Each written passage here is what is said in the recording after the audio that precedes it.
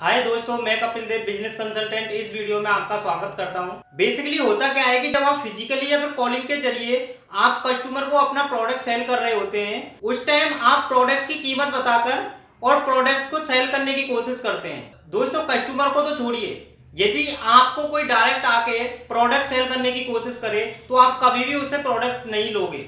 आप कभी भी ये पसंद नहीं करोगे कि डायरेक्टली आपको आके कोई प्रोडक्ट सेल करे, क्योंकि आज के टाइम में हर कस्टमर खुद ही डिसाइड करना चाहता है कि उसे क्या लेना है और क्या नहीं लेना। दोस्तों, सेकंड सबसे बड़ी गलती आप करते हो कि जब आप फिजिकली या कॉलिंग के जरिए कस्टमर से बात कर रहे होते हो तो या तो वो कस्टमर आपसे बात नहीं करता है या फिर वो बात करता भी है तो आपका प्रोडक्ट नहीं लेता, और ऐसा होने पर आपको लगता है कि आप अपना प्रोडक्ट सेल नहीं कर पाओगे या फिर आपसे कोई प्रोडक्ट नहीं खरीद पा रहा है, आप कभी नहीं बेच पाओगे। दोस्तों, यदि आप ऐसा सोचते हो कि आप 100 लोगों से बात करोगे या फिर 100 लोगों से मिलोगे और 100 की 100 लोगों को प्रोडक्ट सेल कर दोगे तो आप कभी भी नहीं सेल कर पाओगे। दोस्तों, यदि आप ये सोचते हो कि 100 लोगों में से मुझे एक को बेचना है तो आप डेफिनेट 10 लोगों को बेच पाओगे। दोस्तों, मैं इस वीडियो में आपको सेल्स के कुछ ऐसे पॉइंट बताऊंगा जिनको आप अपनी सेल्स करते वक्त यदि आपने यूज कर लिया तो आप अपनी सेल को बहुत तेज गति से बढ़ा पाओगे, आप अपने प्रोडक्ट को आसानी से बेच पाओगे। दोस्तों, इसके लिए आप मेरे साथ इस वीडियो में लास्ट तक बने रहें। यदि आपने यह वीडियो अंत तक देखा तो मैं गारंटी के साथ कह सकता हूं कि आपकी सेल बहुत तेज गति से बढ़ेगी। पहला पॉइंट है सेल्फ लर्निंग। दोस्तों, जब भी कस्टमर आपसे आपकी कंपनी के बारे में, आपके प्रोडक्ट के बारे में आपसे पूछता है तो आप अपने प्रोडक्ट, अपनी कंपनी के बारे में उसे अच्छे से एक्सप्लेन नहीं कर पाते हो। दोस्तों, इसके लिए आपको सबसे पहले अपनी कंपनी और कंपनी के प्रोडक्ट के बारे में पूरा नॉलेज लेना होगा, जिससे कि जब आपसे कस्टमर आपकी कंपनी, आपके प्रोडक्ट के बारे में पूछे तो आप उसे कंपनी के और प्रोडक्ट के बेनिफिट बताते हुए उससे अच्छे से एक्सप्लेन कर पाए।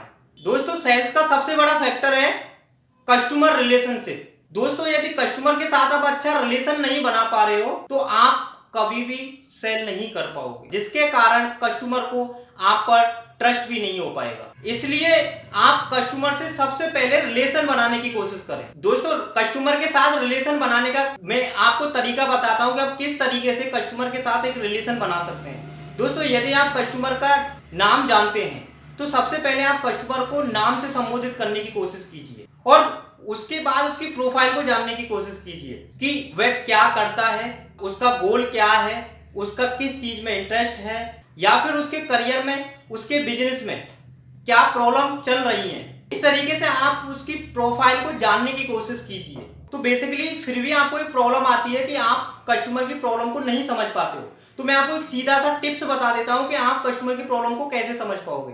कि जब कस्टमर से आप नॉइस एनालिसिस कर रहे होते हैं, उससे बात कर रहे होते हैं, उसकी प्रोफाइल को समझ रहे होते हैं, तो उस टाइम वो एक बात को बार बार बोल रहा होता है। जिस बात को वो बार बार बोल रहा है, समझ लेना कि वो उसकी सबसे बड़ी प्रॉब्लम है और उसी प्रॉब्लम को आपको सॉल्व करना है। थर्ड पॉइंट है दोस्तों, प्रॉब्लम सॉल्यूशन। अब यदि आप कस्टमर की प्रोफाइल को, उसके गोल को, उसकी प्रॉब्लम को, इन सारी चीजों को समझने के बाद आप क्या करते हैं, आप अपना प्रोडक्ट डायरेक्ट कस्टमर को पिच कर देते हैं। ऐसा आपको नहीं करना है। दोस्तों, यहां पर मैं आपको एक सवाल पूछना चाहता हूं। मान लो कि आपके सामने किसी को चोट लग गई और उस चोट से उसको बहुत ब्लड निकल रहा है, तो उस टाइम आप क्या करोगे? सबसे पहले आप उसकी ब्लड को बंद करने की कोशिश करोगे, उसको दवा लगा के या किसी भी तरीके से उसके ब्लड को रोकने की कोशिश करोगे और उसके बाद उसे डॉक्टर के पास लेके जाओगे। तो दोस्तों, जब आप कस्टमर की प्रॉब्लम को समझ जाते हो तो उस टाइम आप खुद ही उस कस्टमर की प्रॉब्लम को सॉल्व कीजिए और उसके बाद आप अपने कस्टमर से बोलिए कि क्या सर, आप अपने करियर में और बिजनेस में आने वाली प्रॉब्लमों को खुद सॉल्व करना चाहते हैं? क्या इसके लिए आप अपनी स्किल को डेवलप करना चाहते हैं और अपनी नॉलेज को बढ़ाना चाहते हैं? तो उस टाइम कस्टमर आपसे एक ही बात बोलेगा, यस। और उसके बाद अपनी कंपनी के प्रोडक्ट के बेनिफिट बताते हुए उसे अपना प्रोडक्ट पिच कर दीजिए। इस टाइम कस्टमर आपके प्रोडक्ट के बारे में सुनेगा भी और उस प्रोडक्ट के सारे बेनिफिटों को अच्छे से समझेगा भी। ऐसा वो क्यों करेगा? क्योंकि आपने सबसे पहले उसे सम्मान दिया, उसको सुना, उसकी प्रॉब्लम को समझा और उसकी प्रॉब्लम को सुनने के बाद उसकी प्रॉब्लम को सॉल्व भी किया, जिससे क्या हुआ कि कस्टमर का जो ट्रस्ट है वो आप पे बढ़ गया और आपसे अच्छे से वो कनेक्ट हो पाया। और इन सारी एक्टिविटियों को देखकर कस्टमर बेटर फील करेगा, उसे अच्छा लगेगा। चौथा पॉइंट है कि दोस्तों यदि आप एक दुकानदार हो और फिजिकली कोई प्रोडक्ट सेल करते हो, दोस्तों उस टाइम जब कस्टमर सबसे पहले आपसे आपके पास आता है तो आप कस्टमर से बोलिए कि सर कैसे हो, सर क्या कर रहे हो आजकल, बताइए सर आपको क्या लेना है और किसके लिए लेना चाहते हो। तो ऐसे कुछ क्वेश्चंस आप उससे कीजिए और जब वो बताएगा आपको कि सर मुझे ये प्रोडक्ट लेना है, तो उस टाइम आप उसको प्रोडक्ट दिखाते हुए बोलिए कि सर आजकल आप क्या कर रहे हो, तो वो बताएगा कि आप सर मैं ये कर रहा हूँ। इससे क्या होगा, आपको उसकी प्रोफाइल समझ में आने लगेगी कि इस कस्टमर के पास कितना पैसा है और ये क्या करता है। और उसके बाद बातें बातों में ये पूछिए कि सर यदि आप उसका नाम नहीं जानते हो तो आप उससे बोलिए कि सर मुझे आपका नाम याद नहीं आ रहा है, आपका नाम क्या है, मैं आपका नाम भूल गया। और उस टाइम आप वो कस्टमर आपको अपना नाम बताएगा और ऐसा करने से कस्टमर बेटर फील करेगा। कस्टमर को लगेगा कि आप कस्टमर को पहले से ही जानते हैं और कस्टमर इजीली आपसे कनेक्ट हो जाएगा। और उसके बाद आप कस्टमर को 3 तरीके के प्रोडक्ट दिखाइए, एक लो क्वालिटी का, एक मीडियम क्वालिटी का और एक हाई क्वालिटी का। दोस्तों हाई क्वालिटी के प्रोडक्ट को दिखाते हुए उनसे बोलिए कि सर ये प्रोडक्ट हमारे यहाँ सबसे ज्यादा सेल होता है क्योंकि ये सबसे अच्छा प्रोडक्ट है। ये 2 प्रोडक्ट थोड़े हल्के हैं जो कम बिकते हैं, जो आपके लिए ठीक नहीं है। तो उस टाइम कस्टमर को लगेगा कि ये मुझे अच्छा प्रोडक्ट दे रहे हैं और ये मेरी हेल्प कर रहे हैं मुझे प्रोडक्ट डिसाइड करने में। और कस्टमर को पता भी नहीं चलेगा कि आपने अपना प्रोडक्ट पिच कर दिया और कस्टमर आपके बताए हुए प्रोडक्ट को आसानी से खरीद लेगा। दोस्तों लास्ट पॉइंट है कि हम सेल कैसे क्लोज करें। ये हमारी सबसे बड़ी प्रॉब्लम है कि हम स्टार्टिंग तो सारी चीजें कर लेते हैं लेकिन अपनी सेल को क्लोज नहीं कर पाते हैं, फाइनली अपने प्रोडक्ट को कस्टमर को बेच नहीं पाते हैं। तो उस टाइम हम क्या करें। दोस्तों जब आप कस्टमर को प्रोडक्ट दिखा चुके हैं और उसके बेनिफिट सारे बता चुके हैं और उसको पूरी डिटेल्स भी सेंड कर चुके हैं और उस टाइम जब कस्टमर प्रोडक्ट लेने में कंफ्यूज है तो उस टाइम आप कस्टमर को चल रहे ऑफर के बारे में बताइए कि अभी क्या ऑफर चल रहा है और क्या उसे आप डिस्काउंट दे सकते हो।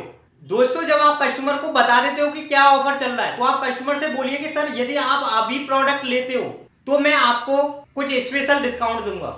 मान लो कि आपका प्रोडक्ट 1000 रुपए का है और आपका कस्टमर उस प्रोडक्ट को लेने में कंफ्यूज है, अभी वो डिसाइड नहीं कर रहा है, तो आप कस्टमर को बोलिए कि सर मैं इस प्रोडक्ट को आपको स्पेशल डिस्काउंट पे सिर्फ 800 रुपए का दूंगा, जो आपको मार्केट में कहीं पे भी नहीं मिलेगा।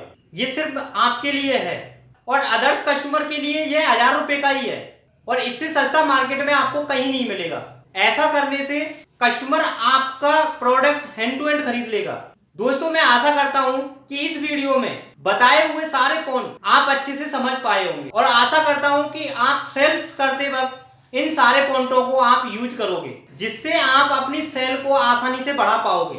दोस्तों यदि आपको लगे कि यह वीडियो आपकी सेल को बढ़ाने में आपकी मदद करेगा तो आप इस वीडियो को लाइक करें और कमेंट सेक्शन में जाके मुझे बताएं कि आपको इस वीडियो से किस तरीके की हेल्प मिली। दोस्तों यदि आपने अभी तक यह चैनल सब्सक्राइब नहीं किया है तो आप इस चैनल को सब्सक्राइब कर लें और बेल आइकन बटन पर क्लिक कर लें, क्योंकि दोस्तों ऐसे ही आपके बिजनेस में आने वाली प्रॉब्लमों के रिलेटेड बहुत सारी वीडियोज में आपको आने वाले टाइम में लेके आने वाला हूँ जो आपको बहुत हेल्प करेंगी आपके बिजनेस को आगे बढ़ाने में।